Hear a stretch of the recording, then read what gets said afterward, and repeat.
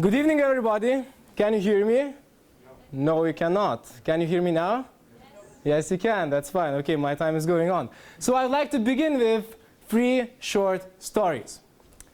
A few weeks ago, a good friend of mine got fascinated by the Robin Sharman's idea of the distraction-free work environment. After a few days, I met that friend in the university studying for his economics exam. He was surrounded by lots of friends, with his headphones on, playing some loud music, lots of snacks around him, and definitely, of course, as we all do, with his Facebook account logged in. What happened?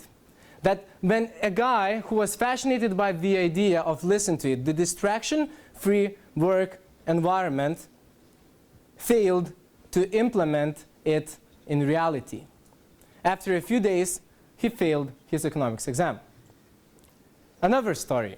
Last summer, one good friend of mine, another one, wanted to prove that he has the will. He is strong as a personality. And so we made a bet for 100 litas that he will not smoke any single cigarette for upcoming 1 year. Guess what happened in reality? After 1 week, he smoked his first cigarette.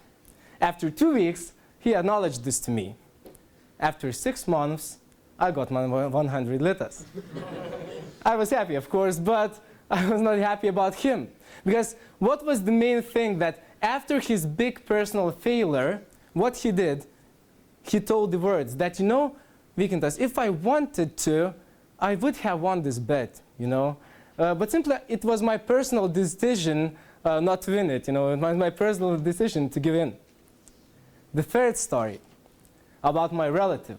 I remember we were discussing politics and corruption issues in Lithuania. And he told that we should murder all those who, you know, are corrupted bastards, all the politicians who are corrupted, and so on, so on. And then I asked him, okay, if you were a politician yourself, wouldn't you get into corrupted affairs? Wouldn't you take bribes? And his answer really shocked me. After a minute of silence, he told that, well, of course I would take the bribes, you know, but I would not take so huge amount of bribes, only like the fair amount, the normal amount of bribes. So you get the point what I tell, you know. And these 3 stories represent the everyday vicious circles we get trapped into, either as individuals or as society as a whole. When we fail to act, when we fail to commit to our promises, when we fail to obey our values. When I was invited to speak at the TEDxISM event about the circles we make, I got happy because I suddenly thought of those 3 stories, you know, and of the potential solution for that, which is neuro-linguistic programming that I'm using every day. But later on, I started questioning myself. Am I really a competent person to speak for the TED audience, for you? Because, you know, I'm not an academic. Neither I have written a book about it, nor, to be honest for you, I have read a book about the things that I am talking about today. Nor I even Google it normally, you know. But I thought that you can Google it yourself, yes? You can read dozens of books about it yourself. But what I'm going to do today is to talk about my life story and to provide my life experience of the dramatic change I encountered when I was a teenager. My childhood was difficult. By telling difficult, I don't mean that the conditions of life were bad. In fact, they were really okay. But difficult was my inner world. To draw a picture of how it looked like, I would like to present you 4 snapshots of my childhood. First one, I was crying, literally. You know, an adult person raises voice against me, I start crying. At school, I get a grade 9 out of 10, and guess what? I start crying. You know, I face any kind of difficulty in my life, any kind of problem, and I start crying. I was also sitting and doing nothing. Again, literally.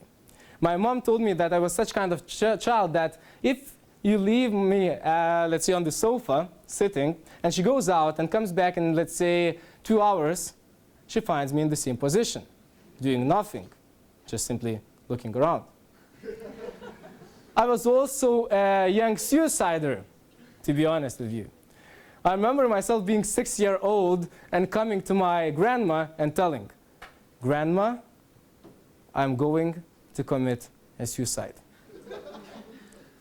You can imagine how my grandma was acting. However, you can see that my words have never become reality probably because I was sitting and I was too lazy to commit that suicide.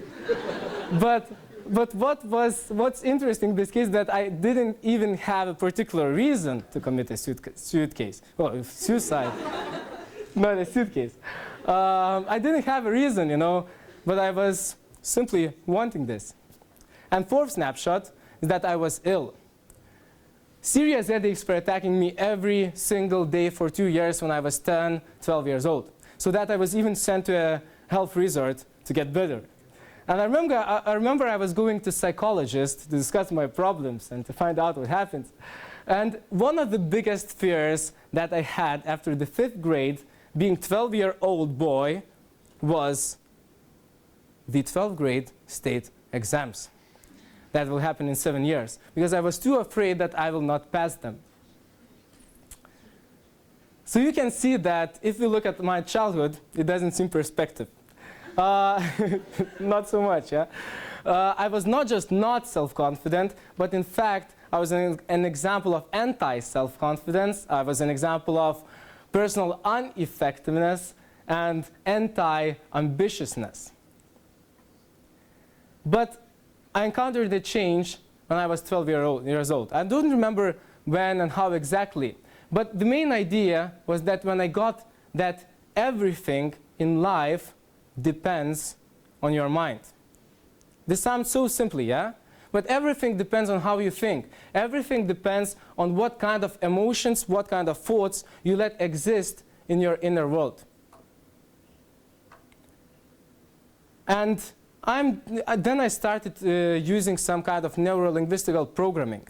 I created the key principles of my life that I have to obey.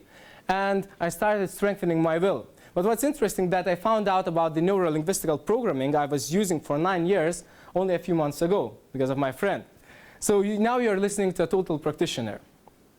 So what I did, I took the 5 characteristics of the person I want to become when I was a teenager. Self-confident, ambitious, proactive, loving challenges, and active person. And I started programming those ideas in myself. I started making myself believe and repeating that I'm self-confident, I'm self-confident, I am self-confident, I am self-confident every single day till I became such a person. I do believe that I'm now such a person. But it sounds very simple, yes? Simply to program ideas. So in order to find out how to program and how to use self-suggestion techniques, let's talk about habits. Who knows what habit is? Who knows? Raise your hands. Okay, so habit is an essential part of our behavior that becomes born in our brains, yes? So to make it simple, make something constantly, every day, every single one, and it will become patterns built into your brains in a form of well-used synaptic pathways. And it is agreed by scientists that it really works like that. But no, in our society, we always accept the idea of habit when it comes to something specific. Let's say smoking a cigarette, yes? Or eating something, or let's say having some sports, jogging in the morning. But what we neglect is that habit can be formed not just on what we do and how we do, but habit can be formed on how we think, on what kind of ideas we generate in ourselves. And I call this my personal theory, I don't know if it exists in reality, a habit of thought. To provide you with the understanding what a habit of thought means, I'd like to provide you with some examples. let's say every time when I face a challenge in my life, now I do not start crying, but every time when I face a challenge in my life, my mind identifies it and sends positive signals to me that this challenge is an amazing opportunity for you to develop, because it will make you a stronger personality. And now I don't need someone to motivate me or to try to motivate myself when a difficult situation appears. I simply get a habit. And every time when I get a challenge, I get positive emotions. To be more specific, for 18 months, I was terribly fallen in love with one girl for 18 months. And it was a disaster for my case, because she was not falling in love with me. And for dozens of times she told that, Vykintai, I don't like you. In fact, I really don't like you, and there is no chance we could ever be together because you are not attractive to me, and so on. And probably every single normal guy would have gave up, and would start searching for another girls, and so on.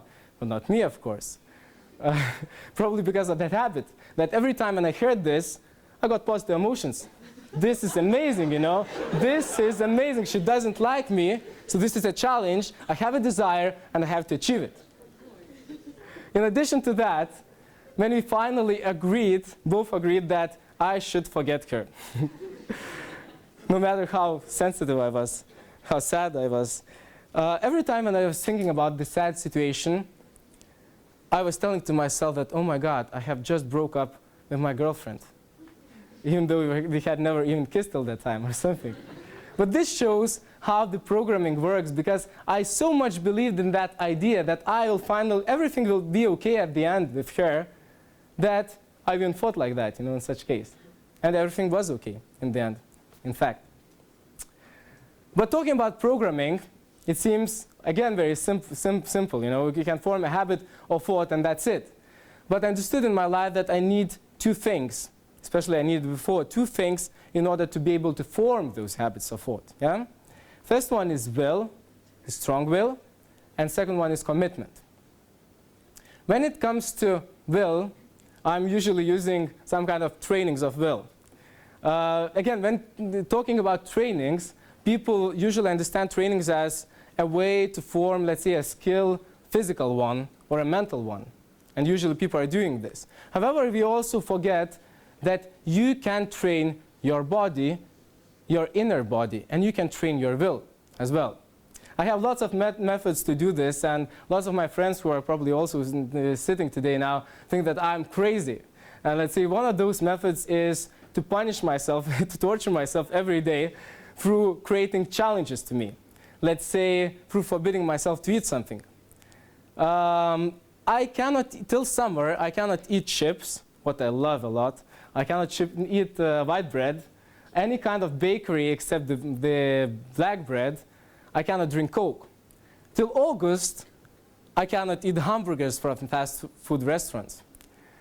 Till Easter, I cannot eat any kind of candies, of sweets, of ice cream, of chocolate, and so on, so on. Crazy. Yeah, I'm crazy. I know, totally crazy. I'm torturing myself, as I told. And I was thinking about examples, of how difficult sometimes it is for you. But now I think that I can tell an example that happened half an hour ago, something. When I came to that room next to those doors, and in fact, I'm now starving. Believe me, I'm starving. And I saw those candies there. And so on. And they seemed so tasty, but I couldn't eat them. No matter how starving I am, I have to resist it. And I have to commit to the promise to myself not to eat it. And every time when a threatening situation comes, like this one, I understand that the utility I get from being able to resist to temptation, being able to be strong enough as a personality, provides me much more utility, than yielding to temptation and surrendering and eating those candies and so on. Or let's say, as my friend from the story in the beginning started smoking after 1 week. So he doesn't have such an idea in his life. So I believe that through training your will, you can be able to become able to form the habits of thought that I'm using from teenage lives. The other thing is building the commitment. But how to build it? I tried neurolinguistical programming to program myself in some kind of ideas for many times, but it didn't work. And then I understood that I simply didn't want this really so much. I was not committed. So firstly, what I always do, I have to really set if I want it or not. When it's set, I can use visuals. Let's say in 12th grade, when I had state exams coming, lots of competitions, world debating championship, and so on, so on. It was really a tough period. I started putting lots of stickers on each wall of my room. And let's see, one of the stickers had words that your mom doesn't believe in you when it comes to exams. Prove her that you can. And I had to prove her. So you get the point that when you have visuals all around you, it helps to build you the commitment. It helps you to remind you what you have promised to do, and it helps you to show the way where you are going all your life. The second thing is what I'm doing now is telling to others. Every time when I decide not to eat something, I tell to my friends, and then I feel a really big tension, that I cannot do this. Now, imagine that after this event, when I told this, I'm going to that room, and I really want those candies so much, I'm starving, and I start eating. You'd probably kill me. Don't you? You would, I guess. Yeah? So this is what really helps as well. And the last example from building the commitment is through using your creativity. Let's say in January, after the exam session, I had a very tough period of lots of responsibilities and duties that came up after exams. And I understood that I will not be able to do everything what I promised to the people around me and to myself. So I created a 9 days, 9 goals, 9 rules program to me. It was a simple piece of paper with those 9 days, 9 rules, 9 goals, and so on, what I had to achieve. And in fact, I didn't achieve everything. But only because of thinking in such a way, only because of putting it down and promising to myself that I will do something, I achieved definitely much, much more than I would have achieved if I didn't do something like that. So creativity is always sometimes helping. All in all, I hope that at least for any person of you or anyone who will watch the video later, it will help. Especially I would be very happy if it would help for any teenager. That understanding that everything depends on your mind, understanding that you have to form and to program some kind of habits of thought in your side, understanding that you have to build the commitment and then you can achieve the things. So thank you very much, and I hope these were the ideas that were worth spreading. Thank you.